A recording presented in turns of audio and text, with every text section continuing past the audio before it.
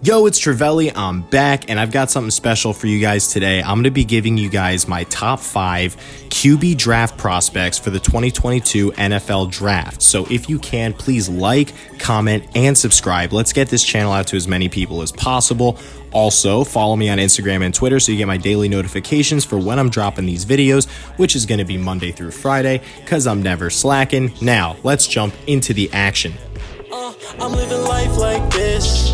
Maybe give a little glimpse, maybe give a little glimpse. So I'm going to be basing this not only off their play this year, but also what they've done throughout their career versus top talent. And I'm also going to take into account competition, win-loss, their ability to show consistency over time, physical ability, and injury proneness. Now, when I make a QB list like this, I'm looking to stray away from the norm and just repeat the garbage that Mel Kiper and all these other guys, they like to spew out every year. None of them get the Herbert over Tua pick right, but I did. I was the only one who left my draft party that night feeling upset because as a Dolphin fan, I knew we just shot ourselves. Anyways, my number 5 quarterback for the 2022 NFL draft is going to be Tanner Mordecai, the SMU junior. He's 6'2", 210 from Waco, Texas. This guy is obviously a stat line monster in all categories, TDs, yards, QBR, but unfortunately INTs as well. This year, starting for SMU after transferring from Oklahoma, which in hindsight, if he didn't, what if he came in and won the Red River game last week? Never mind, but you know what I'm saying. Anyways, as a starter, the kid is balling out this year, leading SMU to another impressive start, a 6-0 record, and leading the country with 26 touchdown passes. Unfortunately, he has 7 INTs, but that's still a whopping 3.7 TD to INT ratio, so as long as he is throwing TDs like that, like take the good with the bad, you know? He's a nice-sized kid with a great arm and understanding of high-octane passing offense, so he can throw great balls in high-tempo, high-pressure scenarios, and he is mobile enough to get away from incoming DNs and tackles. My qualm with him is that he hasn't played any team in the top 25 this year and probably won't until Cincy, so if he plays good in that game, then he definitely earns the top 5 spot for me. Number 4 is going to be Grayson McCall, 6'3", 210. He has the size and strength to get you there for sure. What can you say? He has a mullet, he's 17-1 as a starter, and he throws dimes. Yes, his stats are not going to jump out at you, and neither will the competition that he has faced, but like I said, he's 17-1 as a starter. He knows how to handle an offense and, importantly, win games under pressure. 41 touchdowns to 4 INTs in his career. That is what jumps out at me. He's very careful with the ball. He does value the importance of keeping it on his side. 72% completions shows that he can obviously be accurate within the right scheme. He can be very effective.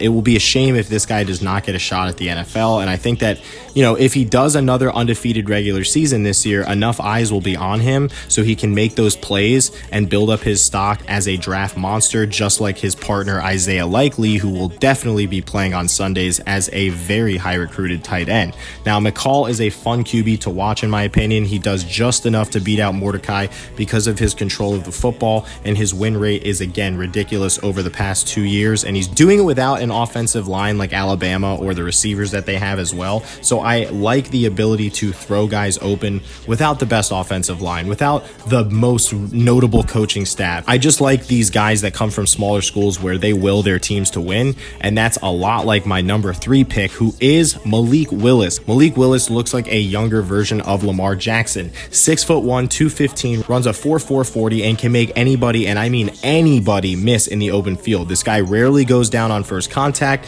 not to mention 176 QBR to go along with 13 passing TDs, 1,300 passing yards, and only 3 INTs. Okay, Malik, I see you. He throws dimes on deep balls as well as intermediate routes, and on the run, no one throws it more precisely in contorted positions than this guy. I think he's virtually unstoppable and can account for easily 300 yards of total offense versus any NFL defense right now, because we have seen him sacked 18 times this year behind a questionable Liberty line, yet he still has 443 rushing yards this year alone through 6 games in which they are 5-1. He is 4 points away from being 17-0 as a starter, but 15-2 is still pretty good, and consistently having his team in the top 25, which is nuts because it's Liberty, is really impressive, and he should definitely get the number 3 spot. Number 2, Matt Corral. This guy is my second favorite quarterback in college right now. He has it all. He's got the size, he's got the skill, he's got the brain, he's got the ability to soak in the knowledge of an offensive genius like Lane Kiffin, who has had some of the most high-powered offenses in the last 10 years throughout college football. 12 TDs, no interceptions, and 1,300 yards to go along with 182 QBR.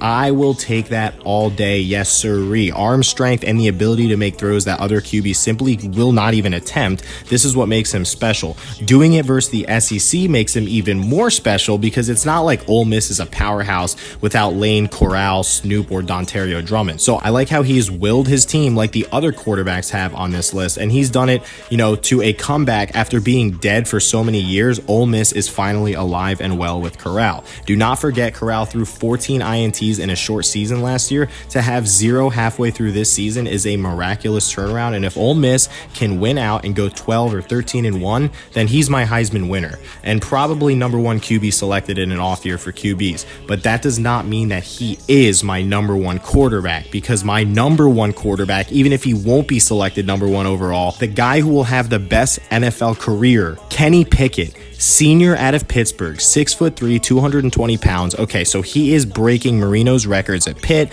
No one talks about him, and he has 19 touchdowns to 1 interception to go along with the second highest QBR, 194. Besides Grayson McCall, who plays Sunbelt teams, this guy has it all. He can throw 70 yards easily, can make any throws. He's smart, he takes care of the football, he's a tough kid who can take a hit, mobile enough to make plays outside the pocket, and as for his career, he's played 4 years and showed constant improvement through these 4 years, which is what you're looking for in a quarterback. To be going 6-5 or 7-7 and throwing 13 touchdowns and 9 interceptions in back-to-back years, no one could have expected the fact that he has come out this year and with the proper preparation, no COVID protocols, and having a team together playing on the same page. This guy's thrown 19 touchdowns and 1 interception. Okay, but like I said, his improvement over his 4 years at Pitt is staggering, and I believe that he is worth ranking the number 1 QB coming out this year. His arm strength, decision making, play versus good competition. I think if he's on a good team with a good O-line and running backs in the NFL, he will have major success. And it's very close. It's neck and neck. So don't think that I'm putting Matt Corral far behind Kenny Pickett. I'm putting these guys neck and neck, 1 and 2, and the rest of them are also special on this list. So look out for these 5 guys this year coming into the NFL draft. If you guys agreed with this video or thought that I left someone off, just remember, you guys can always comment who you guys thought should have made the list. Have a great day, and as always, guys, peace. I'm living life like this. Maybe give a little glimpse, maybe give a little